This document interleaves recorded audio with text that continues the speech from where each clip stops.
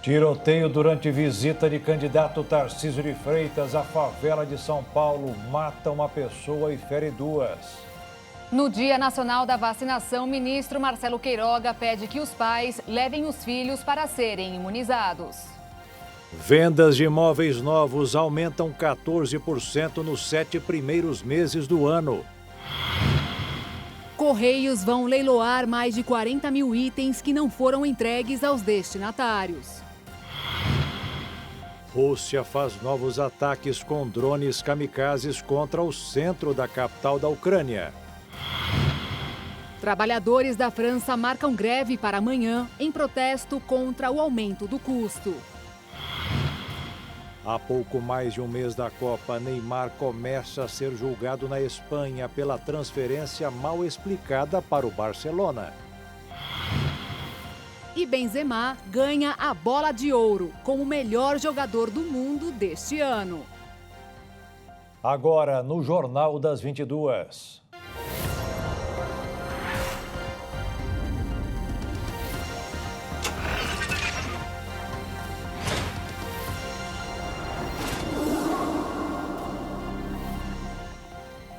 Olá, boa noite. Boa noite. Uma troca de tiros ocorreu na manhã desta segunda-feira em Paraisópolis, na zona sul de São Paulo, enquanto o candidato Tarcísio de Freitas cumpria sua agenda de campanha eleitoral. Uma pessoa morreu e duas ficaram feridas. O ex-ministro tomava café com assessores da equipe em uma sala na comunidade, quando escutaram um barulho e perceberam que se tratava de rajada de tiros.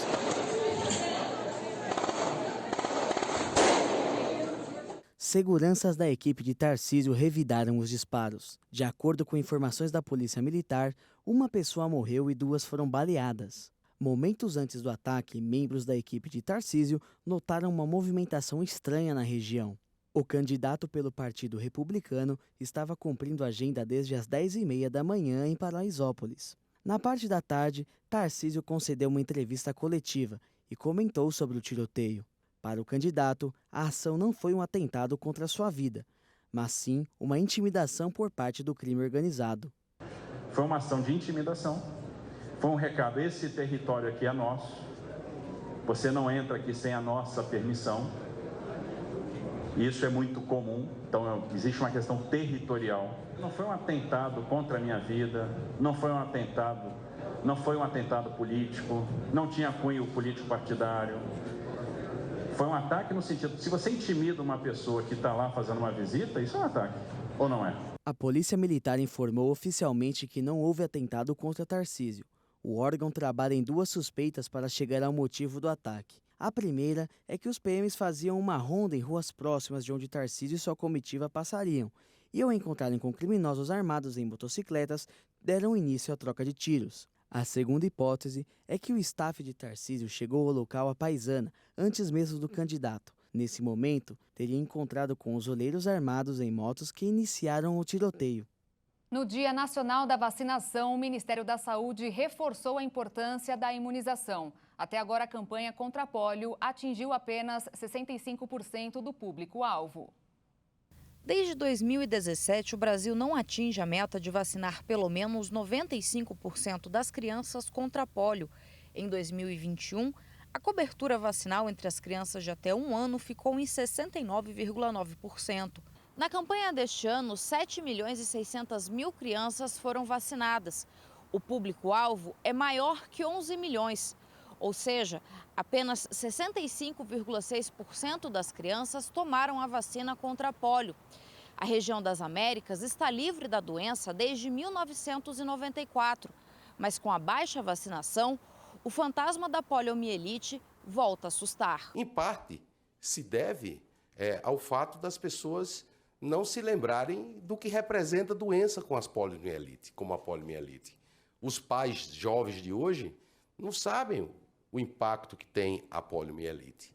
Então, nós temos que continuar alertando para que tragam as crianças para a sala de vacinação. Estamos investindo cada vez mais em sistemas de informação, né? Isso é um dado que é extremamente importante, que a gente precisa investir cada vez mais em sistemas de informação para que efetivamente o vacinador que está lá na ponta, ao registrar a vacina, esse dado efetivamente suba para os bancos centrais. A Paraíba e o Amapá são os estados que proporcionalmente mais vacinaram crianças contra pólio até agora.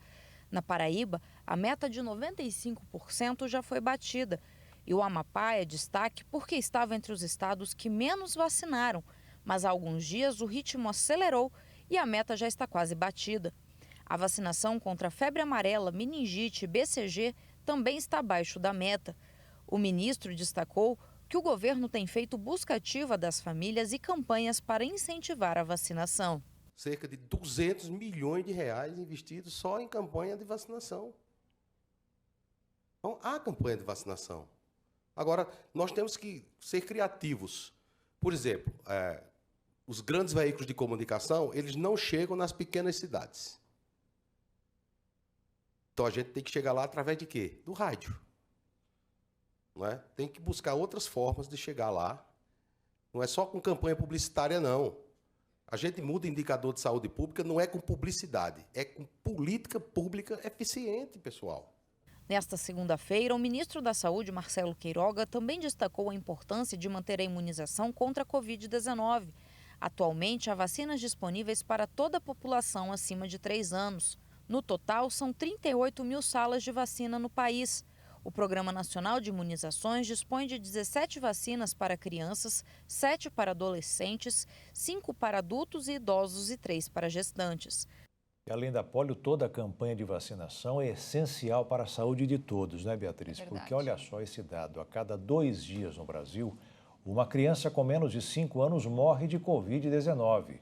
Os dados foram levantados pelo grupo chamado Observa Infância, da Fundação Oswaldo Cruz. E além do número preocupante, essa faixa etária representa cerca de 9% das internações pela doença no país. Entre o período de 4 de setembro e 1º de outubro, ao menos 437 crianças foram hospitalizadas por complicações da Covid. Nesse período, foram registradas 17 mortes pela doença entre as crianças menores de 5 anos. Atualmente, o Brasil conta com as doses pediátricas da Coronavac a partir dos 3 anos e da Pfizer para a faixa etária de 5 a 11 anos. Mas o público dos 11 meses aos 2 anos e 11 meses sem comorbidades seguem sem nenhuma vacina disponível nos postos de saúde, mesmo já tendo o aval da Anvisa e com o contrato em vigor com a Pfizer para o fornecimento de cerca de 35 milhões de doses até o final do ano. Neste caso, para crianças de 6 meses a 4 anos, as doses precisam ser importadas por terem composição, dosagem e rótulos diferentes das outras da farmacêutica. Toda ou parte dessas doses poderia ser destinada para o novo público infantil, já que o contrato prevê o fornecimento de vacinas adaptadas ou para diferentes faixas etárias.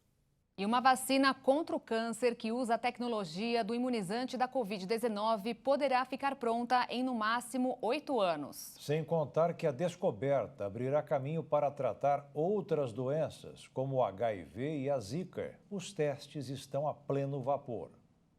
A Moderna, fabricante de um dos imunizantes da Covid, e a Merck MSD no Brasil, esperam os resultados da fase 2 dos testes clínicos da vacina contra o câncer de pele ainda neste ano. Caso sejam positivos, o estudo vai para a terceira e última etapa antes da aprovação pelas agências reguladoras. A novidade em desenvolvimento é diferente das vacinas tradicionais, destinadas à prevenção de doenças infecciosas. Ela atua no tratamento do melanoma, o tumor de pele mais letal.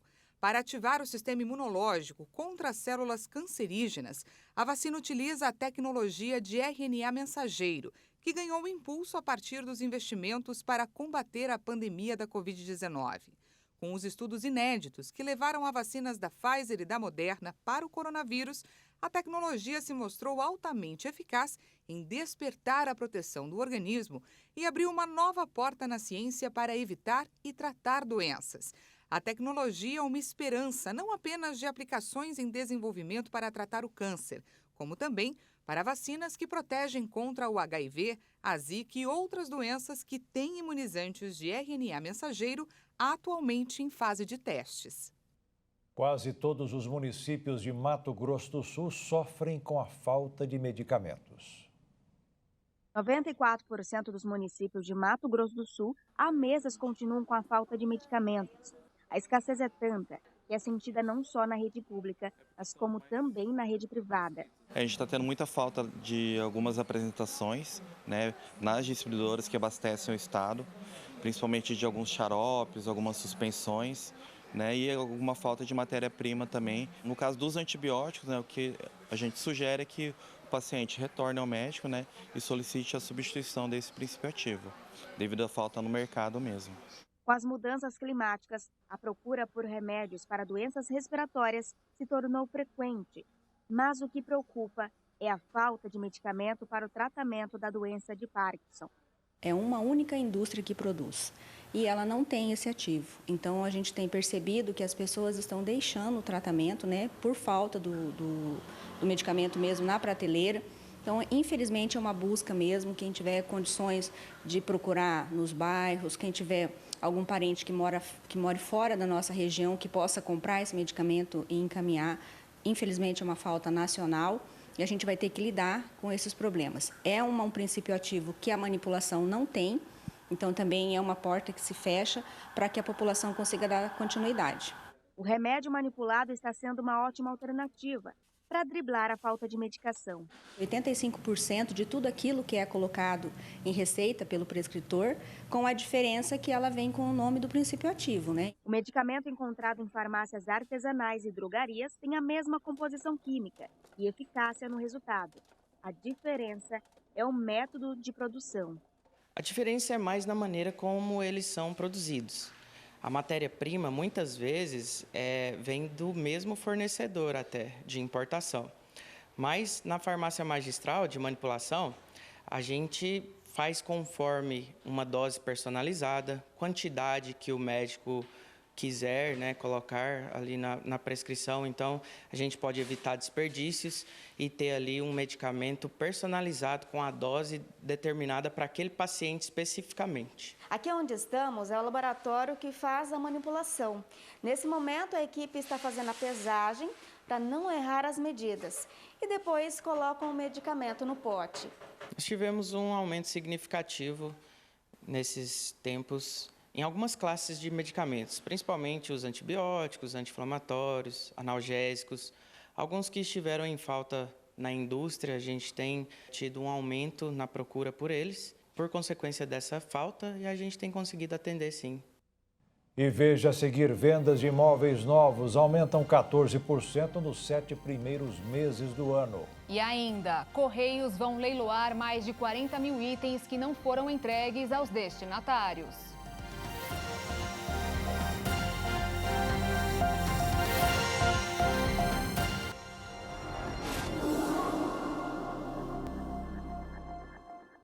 As vendas de imóveis novos acumulam alta de 14% nos 7 primeiros meses desse ano na comparação com o ano passado. O repórter Dionísio Gonçalves traz mais informações.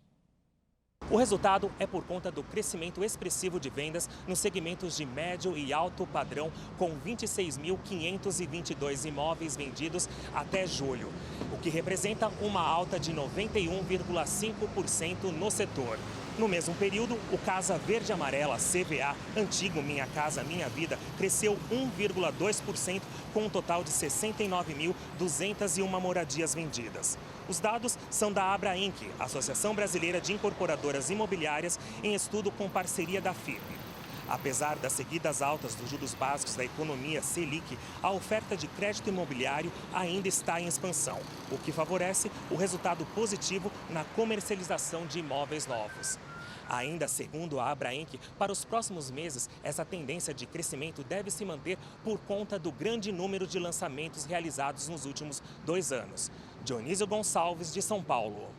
Mais de 1 milhão de brasileiros receberam dinheiro extra do abono salarial nesta segunda-feira. A Caixa explica que os pagamentos são referentes a benefícios que passaram por revisão ou que não foram retirados entre 2016 e 2020. A Caixa Econômica Federal paga hoje um lote complementar do abono salarial PIS/PASEP para cerca de 1,1 milhão de trabalhadores brasileiros. O crédito será feito diretamente na conta do trabalhador ou na poupança social digital aberta automaticamente em seu nome. Segundo a instituição, o pagamento abrange benefícios que foram objetos de revisão de valor, que têm origem judicial ou que não foram retirados durante os calendários já encerrados dos exercícios de 2016 a 2020. O valor do abono é de no máximo um salário mínimo, R$ 1.212, e será pago de acordo com o número de meses trabalhados no período.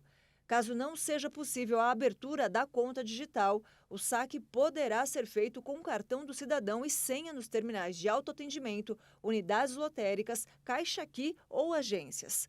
Lembrando que, para receber o benefício, o trabalhador precisa estar cadastrado no PIS há pelo menos 5 anos, ter recebido remuneração mensal média de até 2 salários mínimos durante o ano base, ter exercido atividade remunerada para pessoa jurídica durante pelo menos 30 dias no ano base da apuração e ter os dados informados pelo empregador corretamente na Relação Anual de Informações Sociais, RAIS ou E-Social. Os trabalhadores podem acompanhar o pagamento do benefício pelos aplicativos Caixa Tem e Caixa Trabalhador, além do portal Cidadão e pelo atendimento Caixa ao Cidadão. As parcelas não creditadas em conta ficarão disponíveis para recebimento até o dia 29 de dezembro. 700 mil pessoas já fecharam contrato para o auxílio consignado do Auxílio Brasil. Segundo a presidente da Caixa Econômica, Daniela Marques, o banco liberou 1 bilhão e 800 milhões de reais. A modalidade tem juros de 3,45% ao mês, com prestação máxima de 40% do valor do Auxílio Brasil. A duração do empréstimo é de até 24 meses. A alta de preços tem feito os consumidores adotarem novas medidas para suprir suas necessidades e até vontades, né, Beatriz? Para não estourar o orçamento doméstico. No caso das viagens, para conter os gastos, o brasileiro tem trocado o avião pelo ônibus. O crescimento do transporte rodoviário segue impulsionado não só por motivos de lazer, mas também de trabalho. De janeiro a julho, as viagens em ônibus interestaduais e internacionais no país subiram 60% frente a igual período de 2021 e já beiram 90% do total dos 7 primeiros meses de 2019, antes da Covid, segundo dados recentes da Associação Brasileira das Empresas de Transporte Terrestre de Passageiros.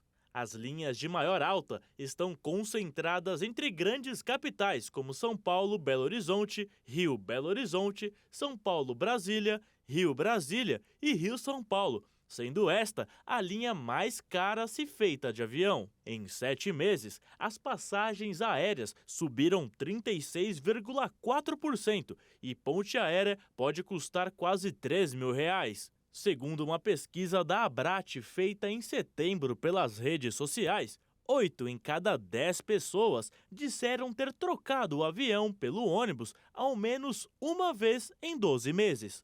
Para 42%, a principal razão foi o preço do bilhete. Como consequência, houve um crescimento na oferta de serviços de leito e cama, que pode incluir monitores de TV individuais e até poltrona massageadora, além de programas de fidelidade, salas VIP em rodoviárias, Wi-Fi gratuito e linhas diretas para encurtar a viagem. Só no mês de agosto, as viagens rodoviárias a negócios movimentaram R$ 2.400.000, 146% acima do mesmo mês de 2019. Uma marca histórica de acordo com a Abracorp, que reúne as agências de viagens desse setor.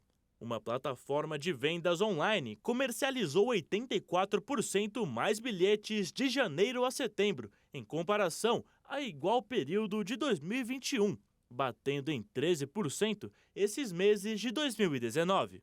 E no primeiro semestre, as vendas de passagens em ônibus-leito mais que dobraram ante janeiro e junho pré-Covid.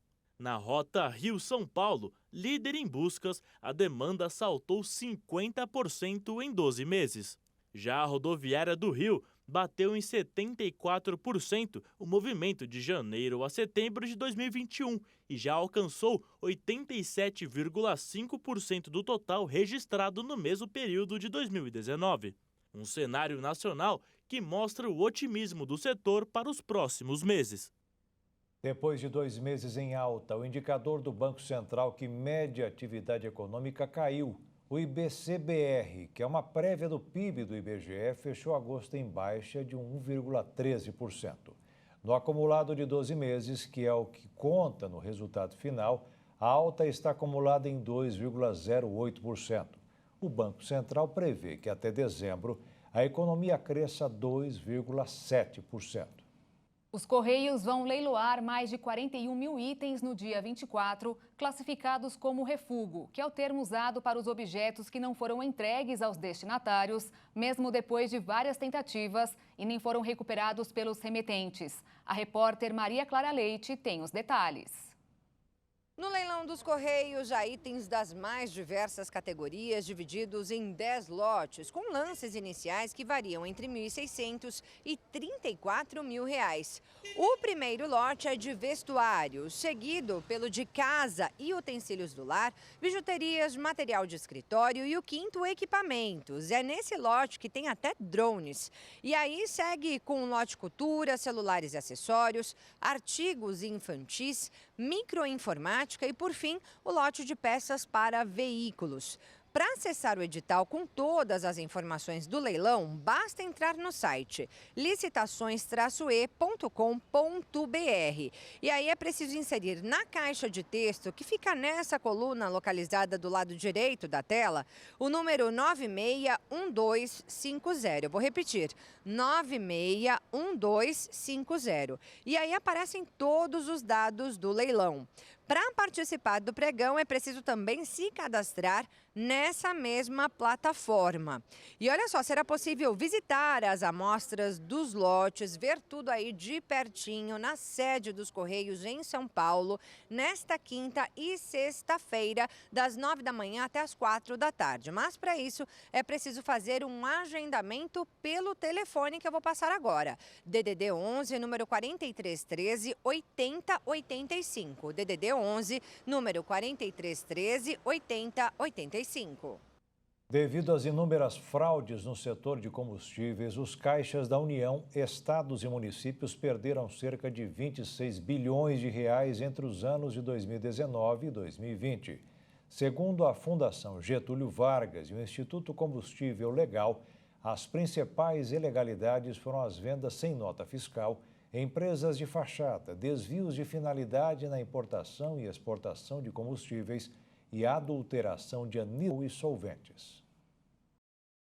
O Instituto de Pesos e Medidas do Estado de São Paulo encontrou irregularidades em 9 dos 33 produtos hospitalares e cirúrgicos avaliados durante a Operação Alô Doutor, que teve como objetivo verificar se o conteúdo era o mesmo indicado nas embalagens.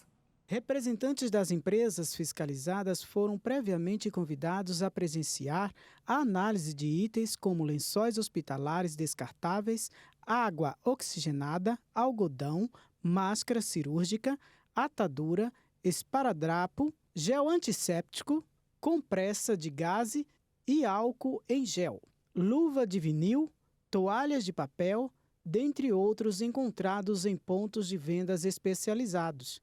Segundo o IPEM em São Paulo, as avaliações ocorreram simultaneamente em 5 laboratórios do Instituto, sediados nos municípios de São Paulo, Campinas, Ribeirão Preto, São Carlos e na capital paulista.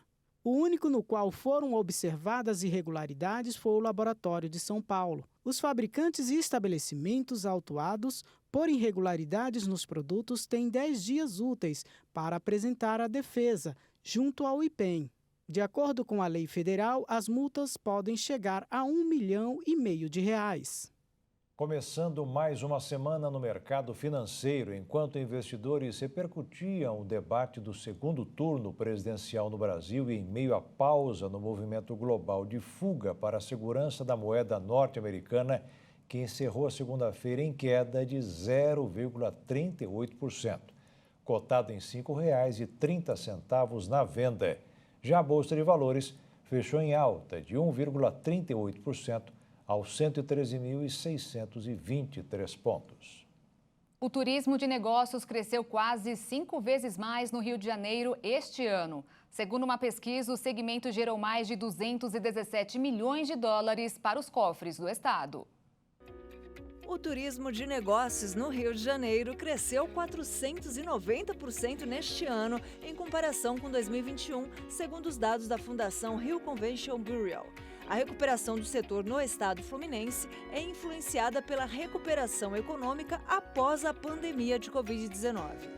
Entre janeiro e outubro deste ano, o Rio de Janeiro registrou 112 eventos voltados ao turismo de negócios, entre congressos, simpósios e conferências.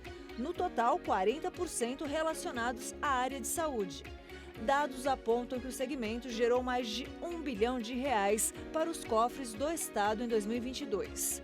Os resultados do segmento ainda não foram suficientes para a recuperação total do setor após a pandemia, mas há boas perspectivas de retorno ao patamar pré-crise sanitária. Em 2019, o Rio de Janeiro recebeu 278 eventos.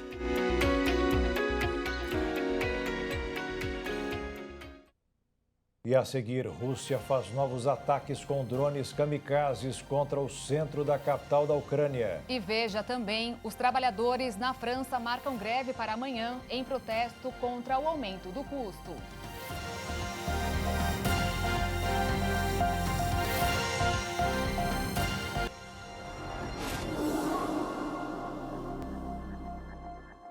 A brasileira Raíssa Leal, a fadinha que encantou o mundo nas Olimpíadas de Tóquio no ano passado, conquistou mais um título, o bicampeonato da etapa de skate do Rio de Janeiro.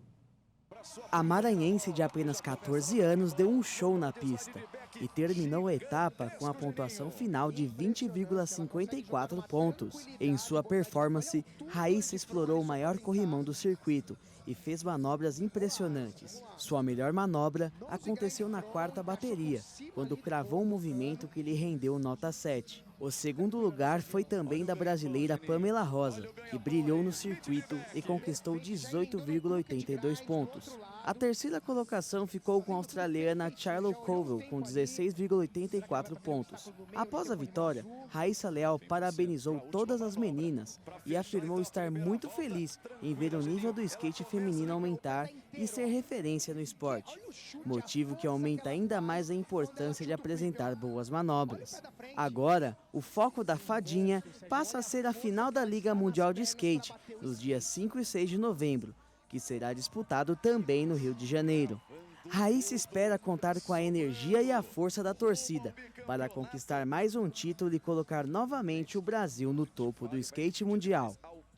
A procura por televisores aumentou bastante no Mato Grosso do Sul, já pensando na Copa do Mundo. Em algumas lojas de Campo Grande, a expectativa é fechar esse mês com vendas 15% maiores. Nas ruas é grande a confiança na seleção brasileira. Vamos torcer que esse ano a Copa é nossa. Traz a Copa? Traz sim, é hexa. O Jorge também está confiante e quer ver os jogos do Brasil numa tela maior. A minha é 32, nem compara com essa aí. E agora você quer qual? Eu quero essa de 50, de 70 polegadas que cai bem. Nesta loja, a venda de TVs começou a aumentar no mês passado. Em setembro nós já tivemos um incremento aí de 5% a 6% de vendas. Em outubro nós já esperamos um incremento aí de pelo menos 15% em todas as nossas vendas. São TVs de vários tamanhos, de 32 a 82 polegadas. Os preços, é claro, também variam. Vão de R$ 1.400 a R$ 18.000. Mas tudo pode ser pago em suaves prestações. Geralmente trabalhamos em 0 mais 10 sem juros, mas em alguns momentos nós temos promoção em até 15 vezes sem juros no carnê próprio. E uma dica, hein? Não deixe para comprar na última hora. Já está tendo bastante falta de televisores. A demanda, as fábricas não estão conseguindo atender, e principalmente das polegadas maiores, acima de 70 polegadas. Agora imagina você assistir a Copa do Mundo numa TV de 75 polegadas. É muito conforto, né? Pois nesta rede de loja, a TV pode sair de graça. Funciona assim: a cada R$100 gastos na compra de um televisor, o consumidor leva um cupom e concorre por dia a 6 televisores de 75 polegadas. Quando Jorge ficou sabendo da promoção, já resolveu comprar uma TV. Vai que dá sorte e ganhar outra. Eu dou pro meu sobrinho, minha cunhada. Dá esse grande ou a menor que vai comprar? É a menor, né? E falando em Copa do Mundo, vamos à contagem regressiva. Faltam 34 dias. E no Boletim Esquenta Qatar 2022 de hoje, Leonardo Félix traz curiosidades do primeiro Mundial da história em 1930, lá no Uruguai. Olá, pessoal. Este é o Esquenta Qatar 2022 com informações da Copa do Mundo, aqui na nossa programação. Hoje vou apresentar algumas curiosidades do Mundial do Uruguai, o primeiro da história, realizado em 1930. Você sabia que o primeiro gol em Copas foi marcado por Lucien Lohan na goleada da França em cima do México por 4-1? E que o primeiro hat-trick, quando um jogador marca 3 vezes em uma mesma partida, foi feito pelo argentino Stabile? Falando da seleção brasileira, Araquém Patusca foi o único jogador de São Paulo a jogar o Mundial de 1930. E a primeira lambança da arbitragem em Copas foi de um brasileiro, o árbitro Gilberto Almeida Rego. Ele deu o apito final da partida entre Argentina e França quando ainda restavam 6 minutos para o término do tempo regulamentar. Houve confusão e invasão do gramado, mas logo após a polícia retirar os torcedores, o brasileiro reiniciou o jogo, que terminou com a vitória argentina. É isso aí, faltam 34 dias para a Copa do Mundo Qatar 2022. Neymar foi a julgamento hoje em Barcelona, na Espanha. O processo enfrentado pelo jogador investiga irregularidades em sua polêmica contratação pelo time do Barcelona há quase uma década. A denúncia contra Neymar partiu de uma empresa chamada DIS, que na época possuía parte dos direitos econômicos do atleta. A empresa alegou que não recebeu o valor total da parcela que tinha direito, porque o valor do negócio divulgado foi menor do que realmente aconteceu.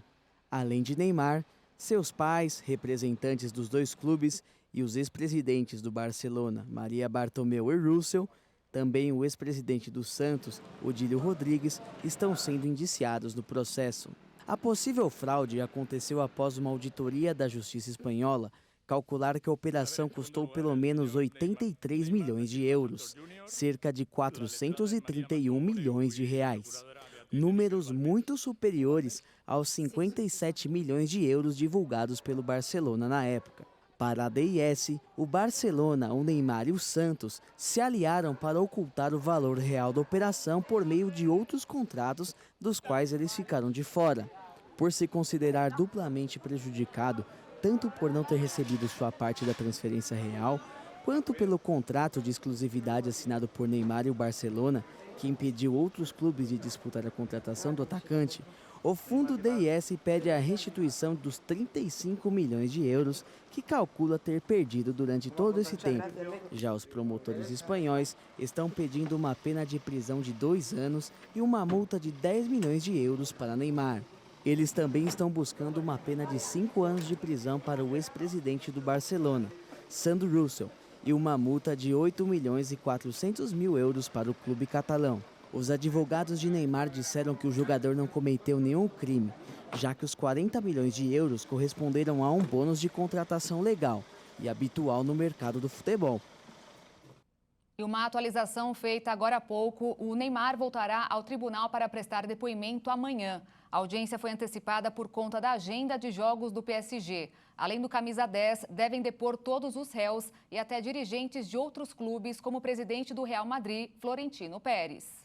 E o atacante do Real Madrid, Karim Benzema, foi premiado pela revista France Football e levou a bola de ouro como melhor jogador da temporada 2021-22. Foi a primeira vez que o francês de 34 anos conquistou o troféu depois de 11 indicações. Nesta temporada, Benzema fez 46 jogos, marcou 44 gols e fez 15 assistências. O francês conquistou a Liga dos Campeões da Europa, o Campeonato Espanhol, a Supercopa da Europa e a Supercopa da Espanha. Com o prêmio, a França agora é o país com mais bolas de ouro, ao lado da Argentina, 7. Logo depois do francês ficou o senegalês Sadio Mané, em segundo. Em terceiro lugar, o belga Kevin De Bruyne e em quarto, o polonês Robert Lewandowski. Leva ganhou o prêmio Gerd Müller, atribuído ao melhor atacante da temporada. O melhor jogador jovem do ano foi o espanhol Gavi, também do Barcelona. Já o melhor goleiro do mundo em 2022 foi Courtois, do Real Madrid. O Manchester City foi escolhido o melhor clube do ano. O prêmio Sócrates, novidade na bola de ouro, ficou com Mané, pelas ações de solidariedade que o atleta realiza em seu país natal, Senegal. Na categoria feminina, a espanhola Alexa Putellas, do Barcelona, conquistou o troféu pela segunda vez seguida. E o Jornal das 22 termina aqui. Obrigada pela sua companhia, um ótimo fim de noite, início de semana para você e até amanhã. Uma boa noite, fique na paz. Tchau.